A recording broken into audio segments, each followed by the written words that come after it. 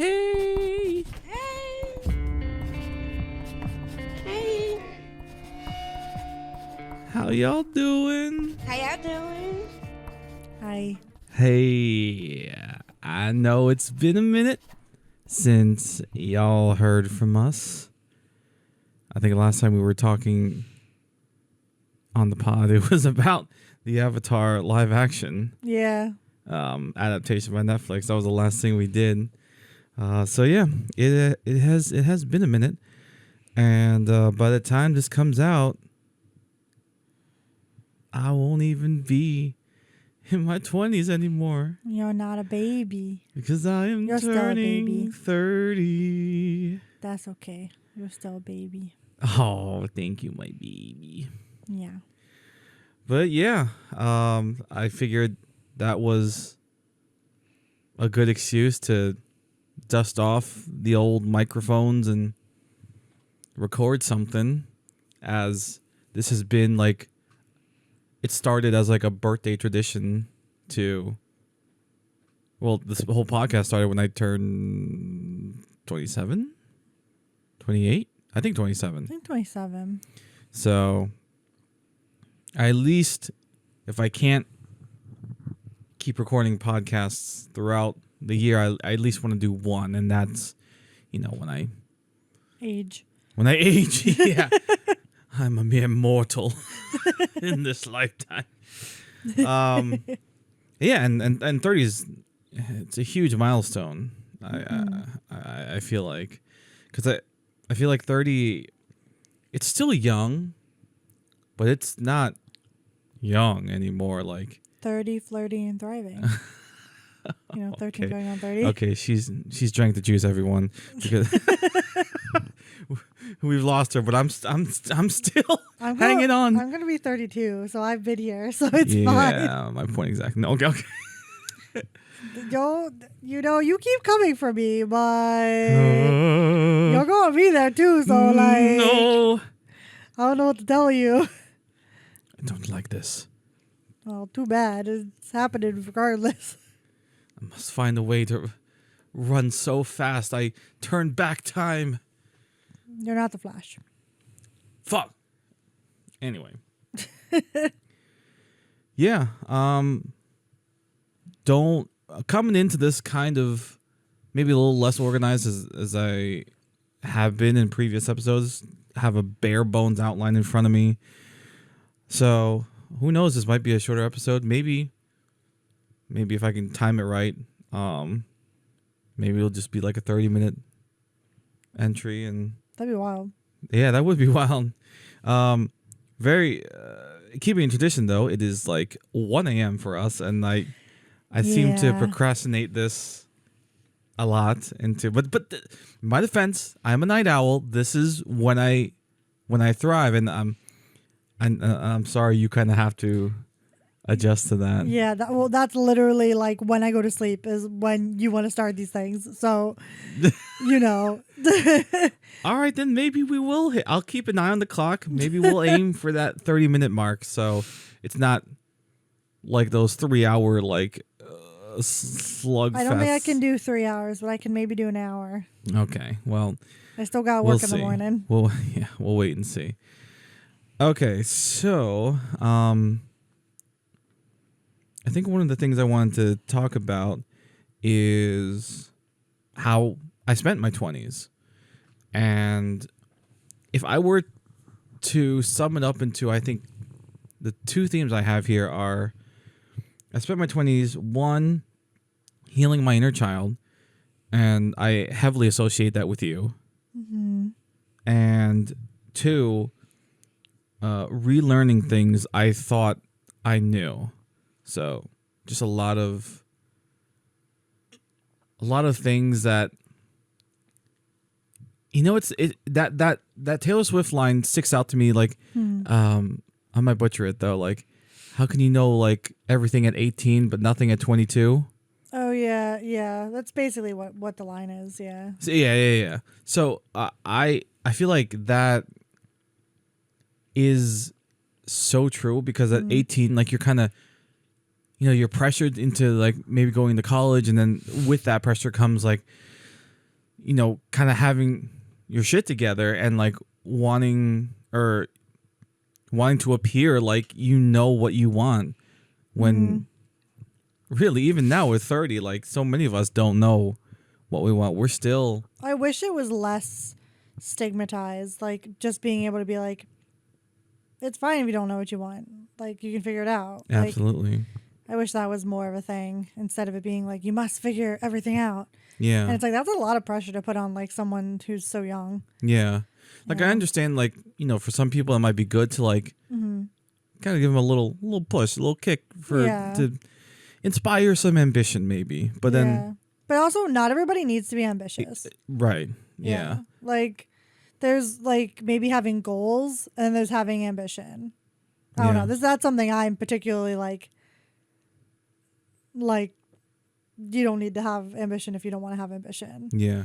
Maybe I'm just No. looking at it through like a male perspective and like I don't really want to be like this bum ass man that That's fair. that like don't do nothing, always hanging out, talking trash. If you get that reference, you are cool. Shout out Heath Hussar and Zane. But yeah, I also I'm just kind of naturally am an ambitious person, someone who's passionate about the things I'm passionate about, and that to me has always felt kind of natural and like almost just like I'm just trying to have fun with the things that I find fun. Yeah. And so yeah, where the fuck was I going with this? Yeah, it's obvious I'm turning 30, dementia's setting in. Don't say that. Jesus Christ.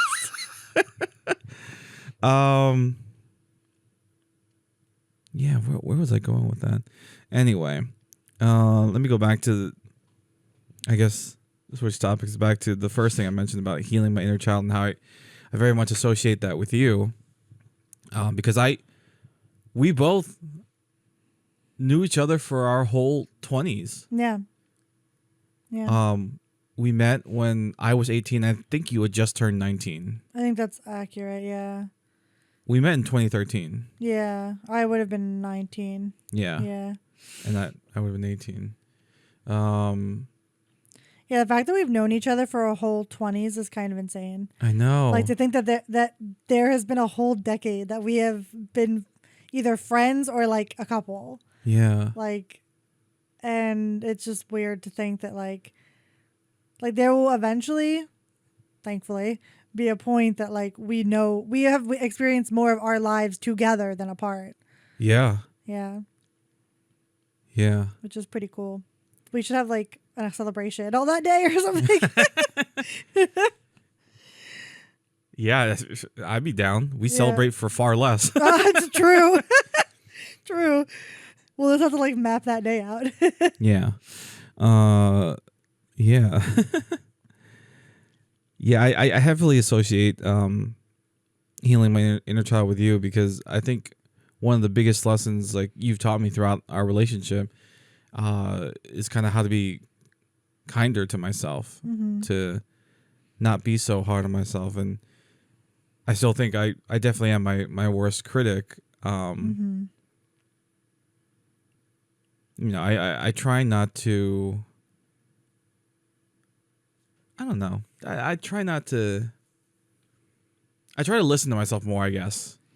Yeah, I think that's important. I think that's a lot about growing up too, I think, is listening to your own voice and taking in others' voices, sure, like taking in their perspectives, not so much taking in like their them as a guiding voice, because I feel like sometimes like people take in others' voices as like gospel and that is like their own like directing, like I guess like I don't know, the directing force, I suppose, when it's just not necessarily always the healthiest to be going by what other people want for you, or so I think that's good. I also, I don't know, I think that you in particular always had like a very like I don't know, you're just always very hard on yourself and would always get down on yourself, and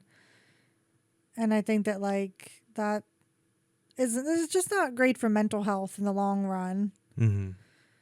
And like you're not a shitty person. So you Yeah, I think in many ways I'm still like that, but I'm mhm. able to maybe recover quicker and Mhm. like get myself out of that state Yeah, like a little bit you easier. can kind of put like a pin on that and be like, okay, I know I'm having those thoughts.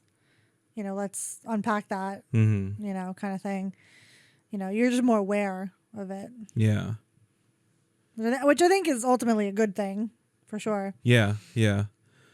Um, and I think you've given me a safe space to cultivate that more because growing up, I didn't really have that, Hmm. and I'm sure you relate.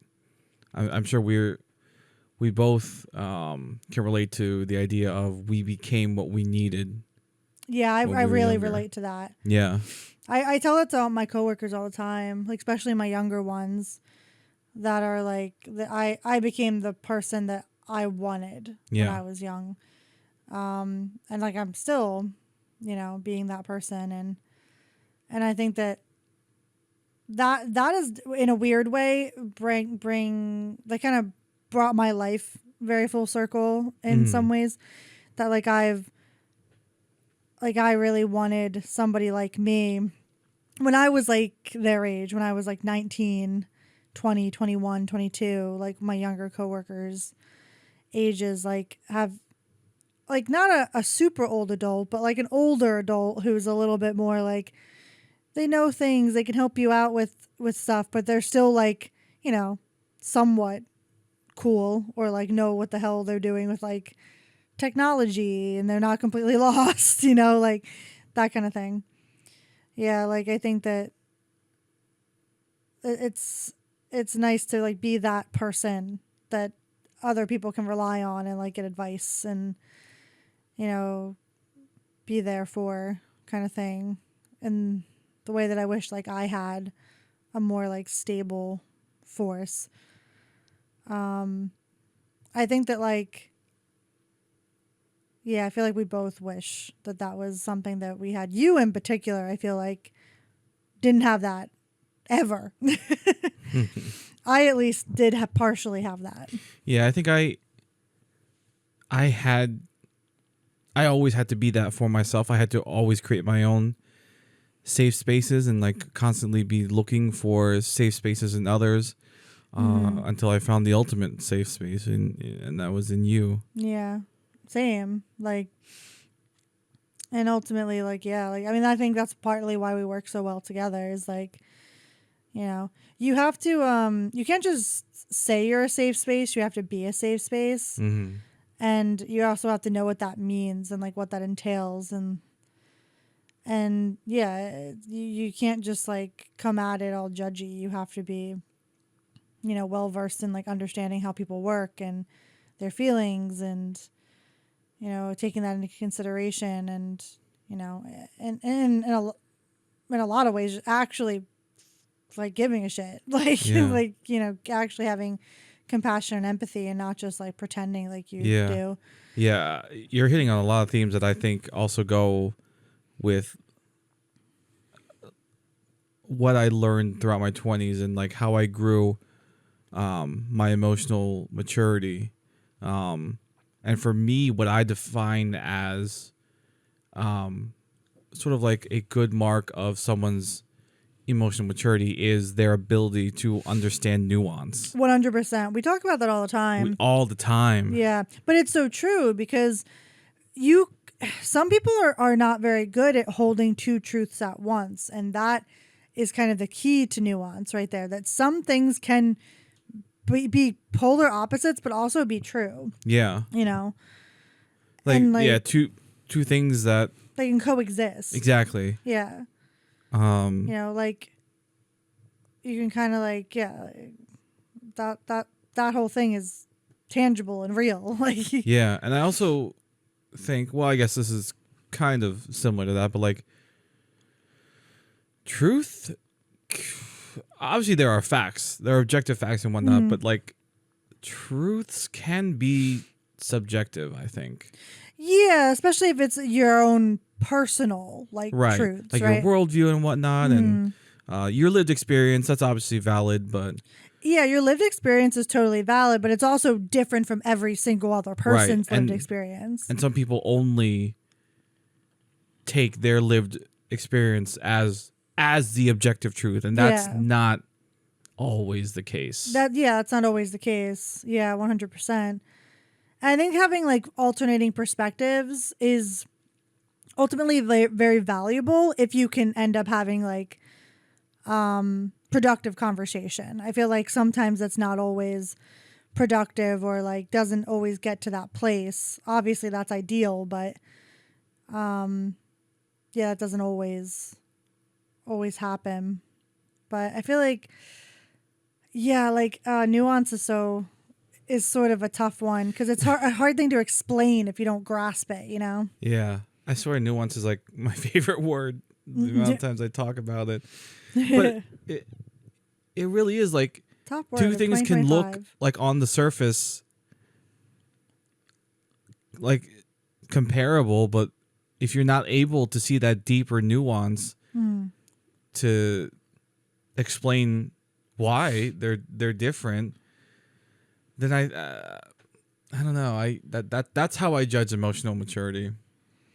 Yeah, because nuance is also the ability to see it from other person's perspective. That's true. There's like an empathetic side to nuance. Yeah, like nuance is also, in some cases playing devil's advocate and being like, okay, Yeah. like that, like holding your opinion, but then also being like, okay, let me set my ego aside, my pride aside, what I think aside, even if you fundamentally think you are right, to set all of that aside and be like, hey, what is this person's experience, the opposite end, and be like, okay. And like you may end up coming away with that, not agreeing at all, but you'll at least like maybe take away some like more understanding and have some more compassion for like the other person, right? And like that's ultimately like what should happen. And ideally when like, someone actually has enough humility to set ego aside, but not everybody does. Yeah. That's like ideal world, obviously. Yeah. We could definitely get into the state of things in our great country. I will probably just brush very lightly the surface of that and not get too deep into it. But That's fair.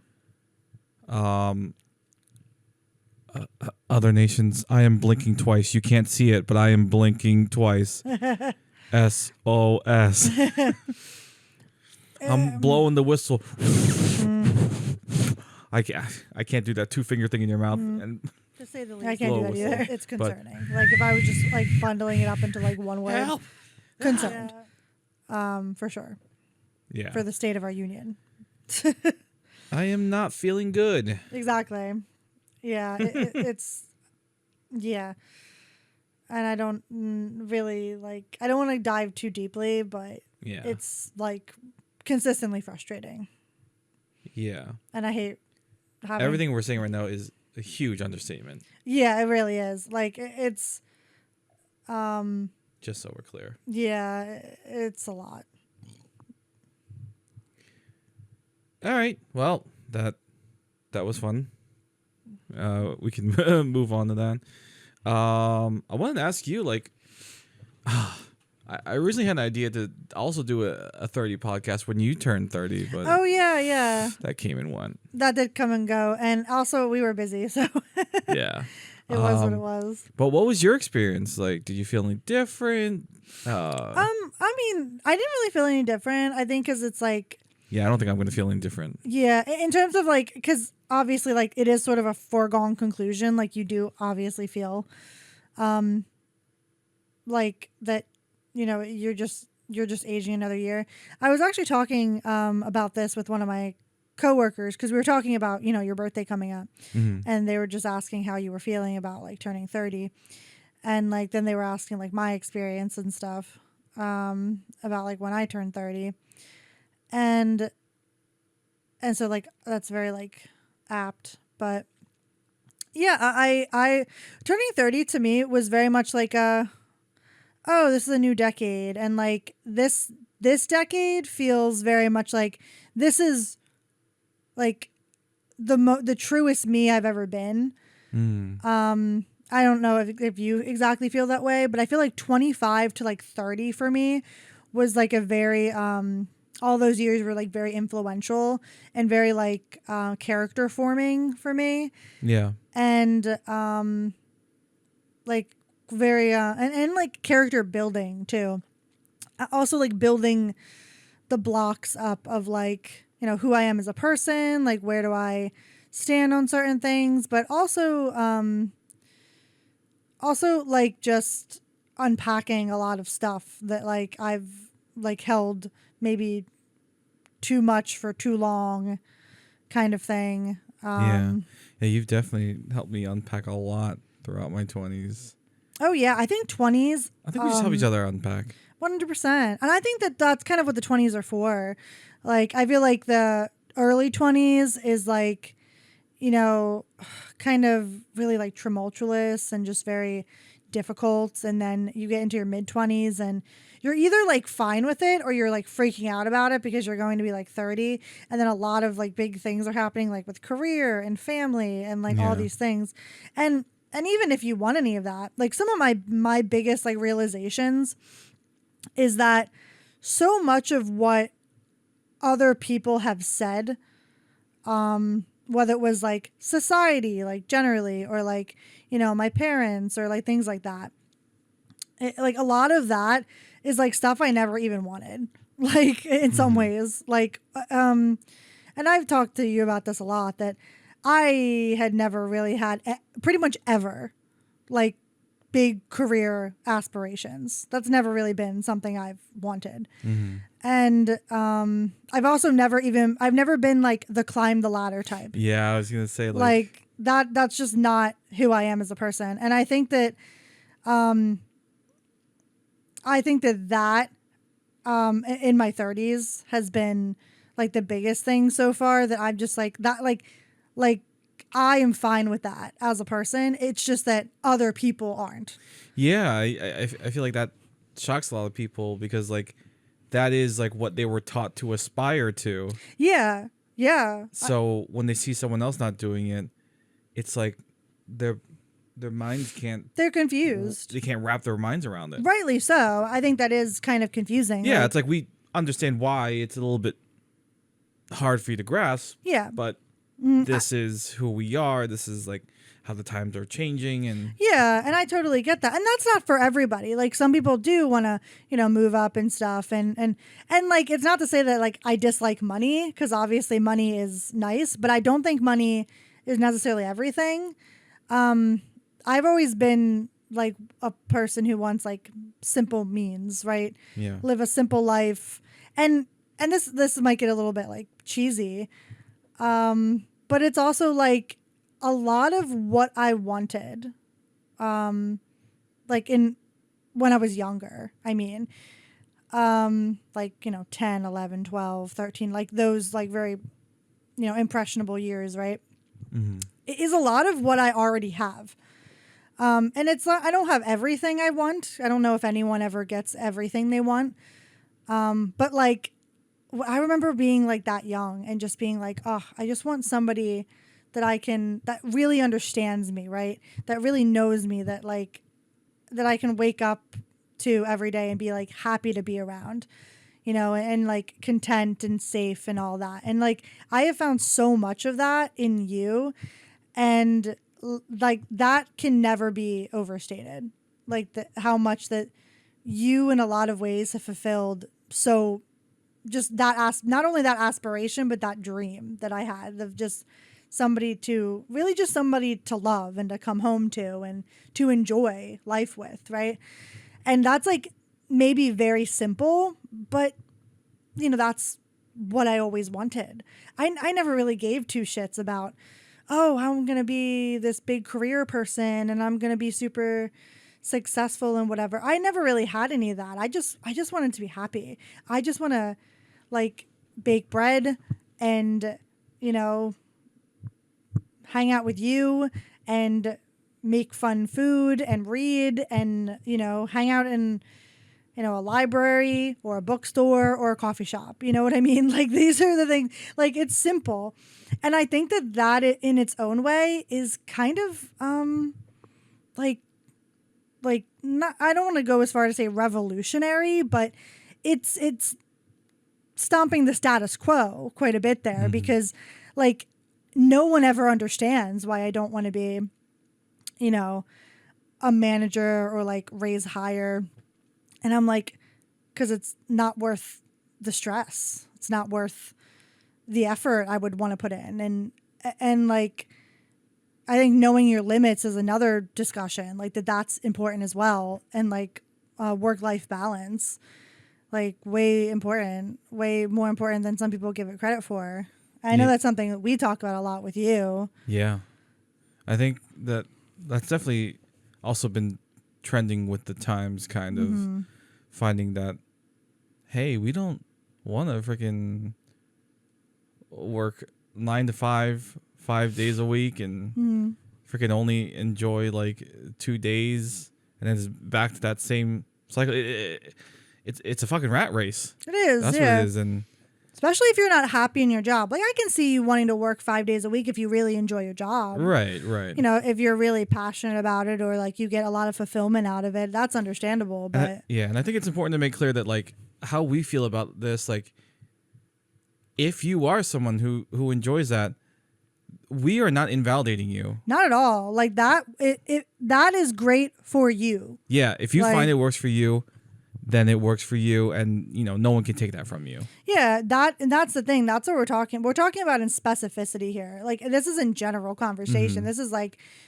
in specific to like me and it's in specific to Juan. Like that this is just how we feel about things, and that's kind of it. Like if you are happy working a 9 to 5 job and like that's totally cool. Like more power to you, honestly. Do your thing. Yeah.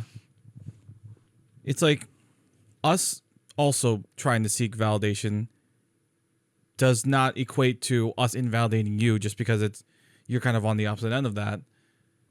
Yeah, it's to each their own. It's like what you want out of your life. Yeah, it's like I would not be happy doing the whole like, you know, climbing the ladder thing, like managing people thing. Like that's never something I ever wanted to do. Yeah, like very, very stereotypically, like my mom wanted me to go to school for physical therapy. Yeah. You know, something in the medical field. Or like nursing. And, yeah. You know, she even offered to like pay for everything and whatnot. And I told her I'd be like, you'll be wasting your money because I'm just not going to be, I wouldn't be a good one because I wouldn't care. Yeah, I wouldn't be happy. I wouldn't care. Like I probably wouldn't pass the classes. Like, so. Yeah, you'd be bored out of your mind. Like, yeah. You were bored doing things that you actually enjoyed. Like you literally wanted to not finish your last semester of school because you were like, I'm done. Like, I'm so over it. It's just that I realized that I didn't necessarily need college to do what you wanted to do. What I wanted to do. Yeah. I don't regret going to college. I just it's expensive. Yeah, I get that too. I don't necessarily regret going to college, but I do wish that I kind of wish I just stopped at community college, to be honest. I don't really like this. How I really feel about college is, I mean, I'm sure check out our college episode. We have one. I'm sure I've said it on there too, but how I really feel is very much like, I don't think it's always like, I'm sure some people do know like out of the gate like what they wanted to do, but I feel like I wish I had more of the opportunity to go to school like now as more of an adult, because I feel like I would, not only would I take things more, maybe not more seriously isn't the right word, but I would feel less pressure, because I feel like I felt so much pressure to just do something, to pick something that like I just didn't enjoy college very much. And then I made a lot of really bad mistakes because I was like not really focusing on the things I should have been focusing on, which wasn't school actually. It was my mental health and working through all the problems that I had that I was just like patting down that I would eventually deal with when I was like in my mid 20s. Like that is the shit I should have been dealing with, but I was not. Yeah. And it's not So- that like that stuff, although like we've gotten a lot more progressive with it as a society, I still think it's a little bit taboo here and there. Yeah, depending on what it is, for sure. So, I hope that changes. Yeah. I hope that, yeah. It's like whether it's mental health or like challenging the status quo when it comes to like college and whatever. Yeah, there's a lot of progress to be made. Yeah, with like mental health stuff and when I'm a firm believer that the world would be a better place if instead of like ignoring, how you're feeling and like the emotions you're having, we as a collective society like understood those emotions better, took the time out to sort of give them the energy they deserve to like fully understand and wrap your head around them and just develop emotional intelligence. Yeah. And it's hard for people who don't have that to give that to their kids, Yeah.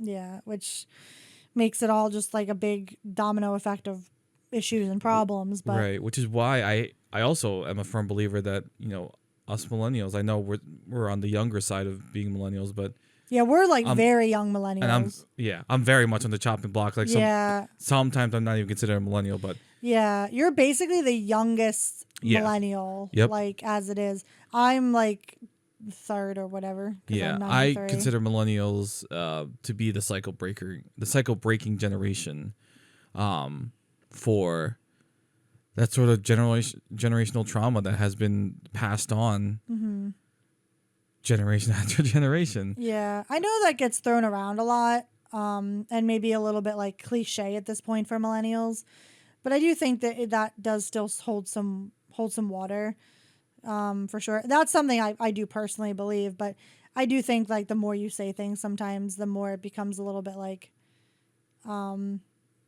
just an observed truth maybe, and like a little bit of a cliche. But yeah, I do think that millennials are the generation that have tried as much as they could to put to bed the problems. Yeah, well, we walked so Gen Z could run. Yeah. And I generally have a positive view of the upcoming generations. I know they have their problems with like, I don't know. Well, we grew up as social media grew up. They met social media at a point that was like fully grown, and so like navigating that, they're kind of the first generation to do that. And then don't even get me started on Gen Alpha, Yeah. the iPad kids. The iPad, the iPad kids. And they're like kind of their own kind of joke now, which is like kind of sad, right? It's like, I don't know. And I think things change so quickly that it's kind of hard to see like the more serious like effects that like technology has had on like people's psyches and like the way that we communicate with one another and like the building of community and like things like that. It's hard to observe that because you need time. You need time, and then everything's changing so and then fast. everything changes so fast that like it is just nearly impossible to keep up. To study and do research on that. When like one day like your research could be like you could have done like the research and then the next day it's outdated already. Yeah. Because like or like the newest AI is out or something. right. Yeah. And or like that has like different kinds of effects on like what you're currently researching. Like it just depends. And yeah, like I remember them doing like some significant research on social media and like how social media like affects like people and how they communicate with one another and their views on others and things like that. And And like, obviously the trend being like, oh, it create, you create a perfect image of a perfect life, and like that's not realistic to real life, and like all these things, and all that seems like, oh, you should just know that already. Of course, these are the highlight reels and blah blah blah blah. But I think that people forget about like the mental health aspect of it, that like if you're in a bad place like mentally, and then you go on social media and then you see everyone else having like a good old time, even though you know in your brain that like that is not necessarily like the most accurate representation of this person's life, that's still going to affect you. Yeah. Right? Like, especially if you're more susceptible to that kind of thing. I know you and I have had many a lengthy conversation about this. Oh yeah. Yeah. I'm a believer that like it also reflects the kind of person you are, because in that scenario, if I'm in a bad place and I go on social media and I see all these people, having a great time, that might actually pull me out of my bad place. I'm just like, oh, Yeah. I'm happy my friend is doing well. Yeah. Or Yeah. whatnot. I understand not everyone's like that. Yeah, exactly. And I think that like, and I do think for the most part, like social media is what you make of it. Yeah. But that doesn't make, anybody wrong for wanting to step away from social media or like be in social media, right? Yeah, I think, well, because a social media break is a big thing. Yeah, I think that shows a lot of emotional intelligence if you know that like, okay, I need to step away because this is not healthy for me. Yeah, like I definitely have kind of done that, like in a more like overt way, like not just being like, bye guys, I'm gonna go away for a little while. I just don't really post at all. Yeah, and like I consume, but I'm just not really comfortable like posting really. I used to do that, but I don't know. It got to a point where like I just, not only did I frankly not care, like I did not, I got to a point where I literally do not fucking care about posting about other people. Like I want to live my life in the current time. Like I'm going to post not even post pictures, just take pictures, and then I'll enjoy it for me. And if you want to post something, I don't give a shit about that. You can do whatever the fuck you want essentially with, your own social media. But like when it comes to me, like I'm not going to put in that effort. Like I personally do not want to put in that effort, which is kind of like funny considering you're very like online. Yeah, this is where we branch off a little bit because like, oh yeah, this is just personal preference all the way. As a creator, I kind of have to share my creations so that others can enjoy. So, like what we're doing right now with the podcast, like yeah, like for me, like this is a more like accurate way of representing like and of sharing things, like but not just posting pictures, not just, you know what I mean, like that kind of thing, like not really my thing. Not posting like anything on Facebook or posting pictures on Instagram or TikToks or whatever. Nothing like that really has ever been my thing. But yeah, I think I just enjoy the creation process. Yeah, exactly. And I think you and I are both people who enjoy expressing ourselves, but the ways we do it, it's different. It's different, yeah. Yeah. Like you really love like clothes, expressing yourself through clothes. Yeah, I really like clothes. I really like wardrobe. I really like, books and like reading and food and these things and like I'm also like you like to express yourself with owalas. Oh, I love owalas. Owalas are so great. Oh. Yeah. A new color every day. No. New color every day. Hey, I pared them down significantly. Calm down. Wait, don't be talking. You have like 87,000 billion fucking t-shirts in our closet and wardrobe and in my stuff now. So don't be talking to me about my owalas. Well, whatever. I didn't say I didn't like clothes as well. Who has decluttered more stuff this year? Because you had to? Because you had to? No, I didn't have to. I wanted to. Well, that's nice for you. I enjoy my clutter. I enjoy all my shirts, even the ones that don't fit. Your drawer is literally breaking right now. Hey, shut the fuck up. You have a lot of walls. And it comes full circle. Yes, I'm good at coming full circle. What were you saying? Yeah, I mean, I like expressing myself like with like clothes and with like, yeah, just like accessories and like awalas, obviously. And I'm sure we both like to express ourselves more with tattoos, but oh yeah, if I had more that money, is expensive. I would have lots more tattoos. The only thing stopping me from getting a bunch of tattoos is not having the money for it. Like that's the only thing. Other than that, I'm quite into rings. I yeah, love rings. you do like rings. I like rings too. I like hand accessories, wrist accessories. I'm more into like necklaces if I'm doing jewelry. Yeah. But I do like a good ring, for sure. Moissanite? Yeah, I mean that's what my engagement ring is. I know. Yeah, I know you know. Because you not only did you buy it, but I also told you like what I wanted. So Yeah, it made it real easy. yeah, I made it real easy. Like, well, I mean, I made it so easy because, I mean, I'll be damned if I'm wearing a ring that I fucking don't like. True, like, true. For literal, however long. Yeah. I better fucking like it, and it better be something I like if you're spending all that money on it. Yeah. Like, for sure. That's like the most expensive piece of jewelry I own. Yeah. Even like when we buy like our wedding bands and stuff, like it won't be that expensive. Like my engagement ring will still be my most expensive piece. Yeah. Yeah. But yeah, like I definitely like rings, necklaces. You like necklaces too though. You've gotten into necklaces more. A little bit. Yeah. I do have like a main one that I wear now, and every now and then I'll accessorize with a pendant or two. Yeah, for sure. It's different. You've kind of experimented a little bit too with like earrings and things. Like, Yeah, not a whole lot. I've but considered getting my ears pierced. I definitely Maybe. think you would look nice. It might be in the cards. It'd be cute. I like a little stud.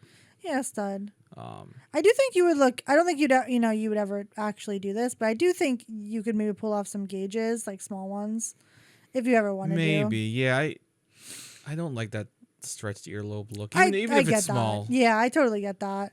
But I just think you could pull that off. Just give me a nice little stud. I like hexagon shapes. I like hexagon patterns, and I found some on Amazon that are like just those magnetic ones, just to like see how I'd look.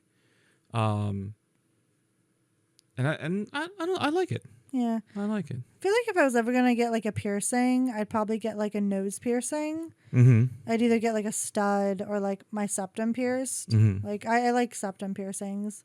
That's cool. Anybody who's ever had one that I've known, I liked. I think it Yeah. always looks good. I know some people think it looks stupid, but like those are the people who generally don't like piercings. So Yeah. it's like whatever. You're not gonna like them anyway. Yeah.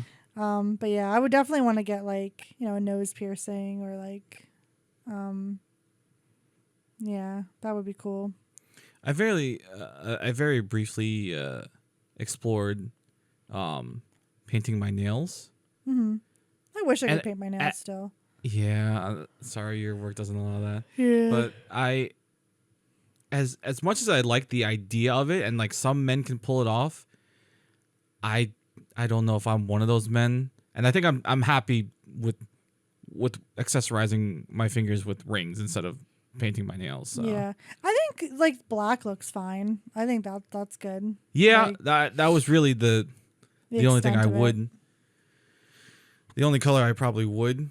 I like when wear. men wear nail polish Yeah. or like makeup or anything really. Like Yeah. men can wear all that shit too.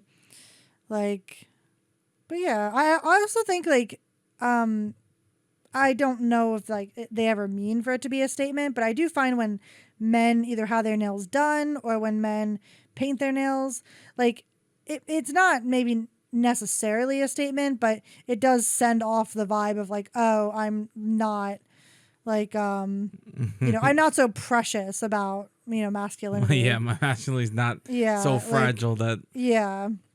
And a like little that, color in your nails is gonna make me. yeah, like if that's like sending you in a tizzy, like you need to reevaluate. I'm sorry. Like I don't know what to tell you there. Like it's nail polish on nails. Yeah. Like I love the What? stories when I see men with like nail polish, and it's because they were painting their nails with their daughter. Yeah, I think that's super That's- cute. That's love a that. cute story. Yeah. Yeah, and it's like you're having fun with your kid. Like Yeah. that in particular is like that should be totally fine. Yeah. Like your daughter wanted to have a cute little make believe spa day with you and thinks Yeah. it's cute. Like your daughter is literally looking at you and being like, "Oh, that's fun. I can enjoy it." Like your daughter's not looking at you like, "Oh, this masculine man." You know, Yeah. you can't possibly have nail polish on. Like that's all like learned shit. Right. Yeah, and like again, coming full circle, we are the generation to break that cycle and, Yeah. you know, be better.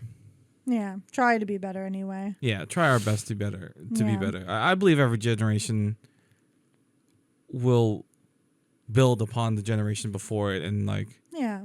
I generally have a positive view of that. So Yeah, 100%. Yeah. That's what you hope for anyway. yeah, Like you want things to be like a net good as much as it can be. yeah, yeah. I guess going back to turning 30, like like the idea of like youthfulness and whatnot.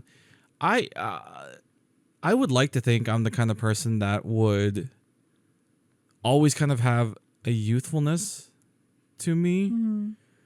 Kind of those people that like, they're older, but like they're still like Like their spirits cool young. old. Yeah. Like people that come to my mind, Peter McKinnon, amazing photographer and storyteller. People like Rhett and Link from Good Mythical Morning. Love Rhett and Link. They're 50? I think so, about that. I would not consider them 50. They look like, well, maybe 40s. I would say they look 40s. Yeah, I would say Yeah. they definitely look 40s. I was gonna say maybe late 30s, but I'm just like, No, I wouldn't go that maybe far. I'll push them to 40. But I mean, I would say like early to mid 40s. yeah, Yeah. For sure. But also like that just kind of goes on to like, looks are kind of subjective. Like, Yeah. it's all it doesn't like it matters. It really only matters to the extent that you care about it. Yeah. Like it goes to like, oh, like, graying hair and like wrinkles and stuff, and it's like, yeah, like if that bothers you, yeah, sure, change it, get fillers, get Yeah. what, do plastic surgery if you want, get more creams, like yeah. I already products, have whatever. gray hair, and I've had it for a while now. I think maybe even like as young as 18, but like it's never bothered me, and it probably won't bother me until like there's more grays than there are It's black mostly, hair, yeah. and then that's when I'll be like, okay, time to dye Time to it. dye my hair. Yeah. Mm-hmm. Yeah, and that's just like personal preference. Yeah. Like it's 100%. I don't even know like what I would do in that case. I think I would go one of two ways, or maybe both. I might do like, just embrace the whole gray. That's kind of more my vibe anyway. Yeah. Like embracing just that sort of thing, like naturally. Yeah. But also like I could totally see myself like being like, well, if I have gray hair, like you might as well have some fun, like yeah. dye it or whatever, a fun color. Like, I mean, I've done that before too. I would but imagine gray hair is easier to dye because it is a lighter color. I know the texture is different, but Okay, because like for those of you who don't know me, haven't either seen me or like seen the cover of this podcast, like I normally have like a streak of a red highlight right in the front of my hair, and from what I know of the process, you have to bleach it first, so it's like it's like a Targaryen kind of like color at first, and then they apply the color, like the red color, and so because I have dark hair, that's what they have to do. yeah, if you had like a lighter hair, If you had lighter hair, it might be wouldn't- easier, but Yeah, having dark black hair like is probably the hardest to dye. yeah. Like most of the time when I would do red hair, they never had to like dye like or bleach my hair because I have like a You're in the middle. I'm in the middle. I'm like a dirty blonde-ish, more brown now than blonde. But I was when You I were was born blonde, like yeah. dirty blonde. Yeah, I was born. If you want to get technical, I was born with black hair, and that all fell out, and then I had like a dirty blonde, like for most of my childhood and early adulthood, and then eventually it got to a more like brown, but it's still like a very light brown. Yeah. It's not like a dark brown at all. Gotcha. Yeah, and I think, well, going back to like having gray hair, I wonder if it's easier to dye because it's not like black hair. I wonder like if the texture of it affects like the hold at all of the color. I don't know. Maybe, yeah. You probably so have much to, about hair I don't know. Yeah, you'd have to ask like a stylist. I'm sure they would know, but Yeah. I wonder because it's like I know gray hair and like white hair is like coarser. Yeah. Yeah. Well, either way, I am in no rush to find out. Yeah. Yeah. I'm like it'd be weird because like I don't really have any gray hair, but I also think it would be like not super. Like I don't think I'd be like that mad about it or whatever. I'd be Yeah. like, oh okay, moving on with my life. Like I think I'm so like just chill about it. Also, that's another thing. Like entering my 30s was like sort of like the gate of like, oh well, this is like the start of like really true aging. I feel body and looks and whatever to an extent, and like I don't know, like getting older. Getting older mentally worries me more than physically in a lot of ways. Like, and not so much in like like you learn more as you get older. That's fine for me. It's the losing the capacity, like in your mental like factories, like that. I want to make that not happen as much as possible. That worries me more than like the physical aging of stuff. But obviously like, the physical aging is like problematic too eventually. Like eventually everyone gets to a point where they do need more help than not. I think I read somewhere, maybe someone who was older, say that the key is to just not stop moving. And I kind of believe that. I kind of believe that too. Like, and I think that's gonna be who we are. Like we're. Yeah, as long as we're physically able to. Right. Yeah. Because like we both love to like learn and grow still. Like we don't ever like want to stop from a mental perspective, mental side, like learning and growing. And I think that will hopefully translate in our golden years. In our golden years, right? Honestly though, yeah, like I would just be I'd be rather thankful that like we would get there, especially together, you know. Like that I would be very thankful for. Yeah. Getting there and it being like we're like 80 and like that's what I want. Like I want us to be like old people together. Like chasing each other around. Like, I think that would be so fun. Like I don't know. I wanna grow old with you. Yeah, that's what I want. Yeah. Well, we are just about to hit the hour mark. Anything you want to say to anyone who's about to turn 30? It's not as bad as you think it is. Yeah, no. In all seriousness, I'm not actually like super stressed about turning 30. Maybe just a little bit. I'm just like, oh man, fuck. But I don't feel old. Oh no, yeah, no. I don't know. Like I feel like I don't know. Will I ever actually feel old? I don't know. My knee might make me feel old sometimes, but yeah, I would say that like it's funny because what they say about stretching the older you get, I think is so true. That like if you're able to like stretch and that is usually the thing that you don't need to do that as much when you're younger, but as you age, that helps significantly like with movement, like stretching and making sure like you're able to like do things and like lift things, and especially with like my job where I'm on my feet all the time, I'm constantly like lifting things up or like bending down and squatting and things like that. Like those are like things my body needs to be able to do on like a daily basis. And it's like, I don't know. I think that keeps me, as much as it hurts my body sometimes, it also keeps me, I guess, like in shape ish, or like, helps with the not getting too like brittle. Maybe, I don't know. But yeah, I mean, is there anything else you want to talk about, or anything else you want to say about turning 30? Anything you're concerned about, or I guess it may be my turn to like give some advice that maybe to some of the 1996ers that are going to experience this next year. What would I say? I hope your 20s have been going well. yeah, I guess just, I don't know, maybe understand that you don't know what you don't know. And,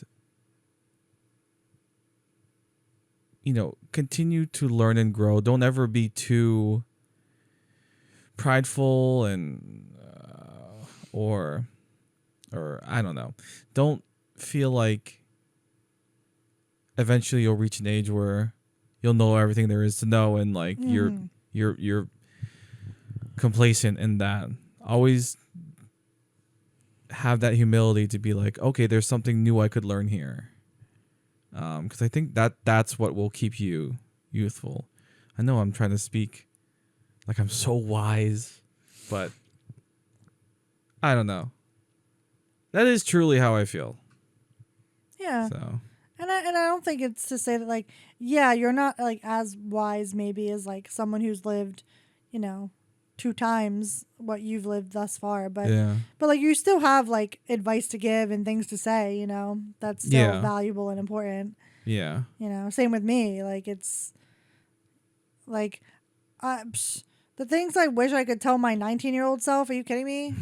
I wish, Oh, I guess that's one small thing I'd like to just briefly touch on, is that, like, I'm telling you, if you showed 13-year-old me, 30-year-old me, I think he'd be very proud. Oh, I think I love that. That's what you want. Make I like think he would little find me you very happy. cool. Yeah. Yeah. So, Yeah. especially with, this was something I wanted to talk about, but I maybe I might dedicate this as a separate episode. But like, I want to talk about the work I've done with esports, specifically in the HCS, the Halo Championship Series. We can still talk about it if you want, or if you want to I might. actually want to make it another episode. Yeah. That's fine. And how, like, particularly like this last year, 2024, and like as I was 29, like it's been I've been the most involved with it as I have ever been, and it is, I am so fortunate. I'm so blessed. I come at it with such gratitude, because this is what I want.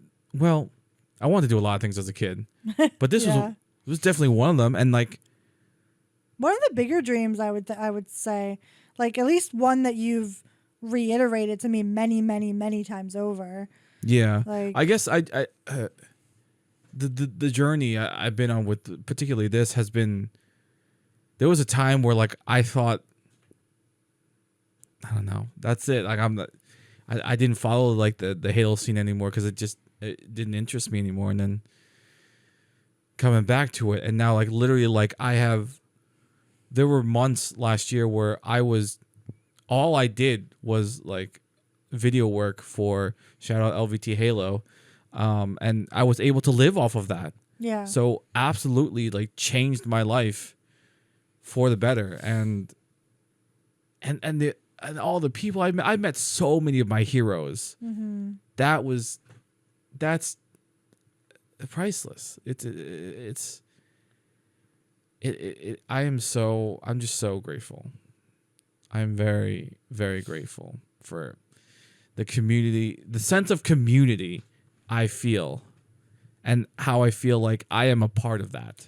Yeah, and everybody, like, I mean, I haven't met like all the peoples, obviously, but Like everyone I've met, like at any time we've like gone to anything together, like they've always been like very cool and very chill and just very like open and like welcoming. Yeah. Like Going to these events, it's such a high because like everyone wants to meet everyone. yeah, And we're all here because like we love this thing, and it's just, oh man, it is just electrifying being in that atmosphere. yeah, it's with the cool right being people. around other people that believe in the same thing you do. Yeah. Yeah. And I guess I always like knew of that sense of community, but it wasn't until I had this that it has been just life changing for me. Yeah, for sure. So I'm very grateful for that. So follow your dreams, kids. That's something I'll always preach. Always advocate for. Yeah. Yeah. However big or small. Yeah.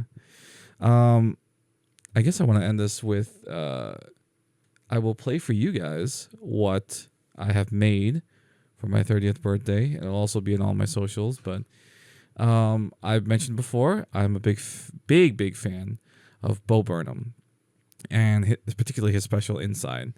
Love And Bo Burnham. you know, when I saw it, it was like 4 years ago, you know, COVID time.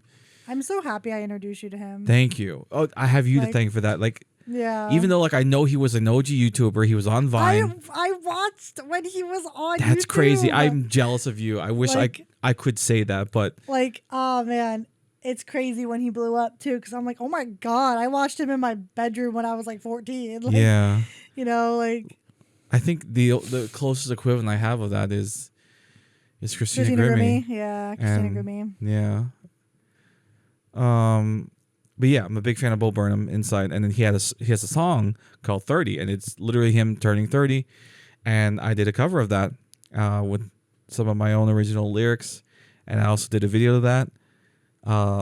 If you're listening on YouTube, I'll play it there as well. But otherwise, if you're listening anywhere else, enjoy 30 by Bo Burnham, covered by yours truly, One Beach a Mile.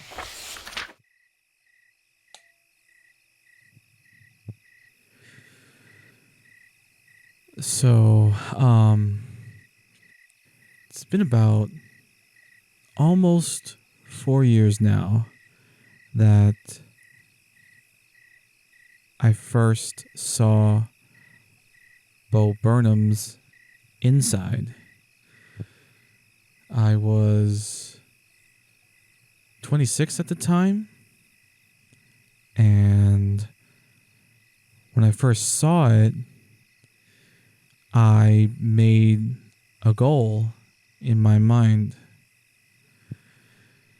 For those of you who have done the mental math, you'll have already figured out that I am turning 30. And I know some of you might say, you don't look at all close to 30. And others might say, yeah, you look 35. First of all, how dare you? Second of all, I am actually about to turn 30 in less than a minute. So I figured I'd enjoy the final moments of my 20s and then serenade my new decade.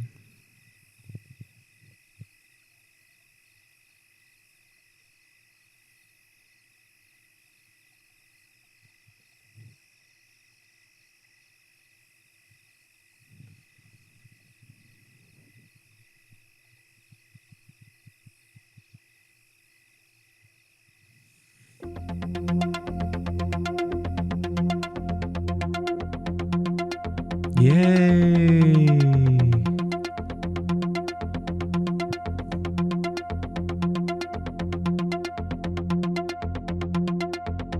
I used to dance for hours, took 3 classes a week. I used to take 6 a.m. showers before school back when I was a teen.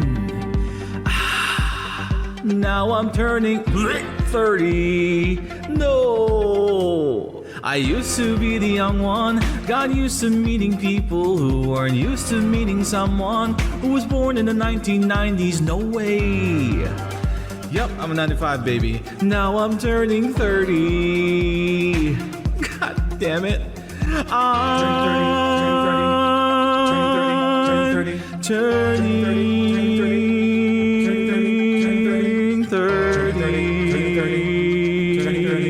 I'm turning 30. When I was turning 20, I volleyballed whenever I was free. But then in 2020, I needed surgery on my knee. Oh, fuck. I wasn't even 30. I wasn't even 25. I used to remember when millennial was a blanket term for a young person. Now Gen Z has the audacity to say we're cringe, maybe worse than the boomers? Oh yeah? Well, we walk so you could run with breaking generational trauma, okay? So when you get to actually develop emotional intelligence from the get-go, you can thank us for that then.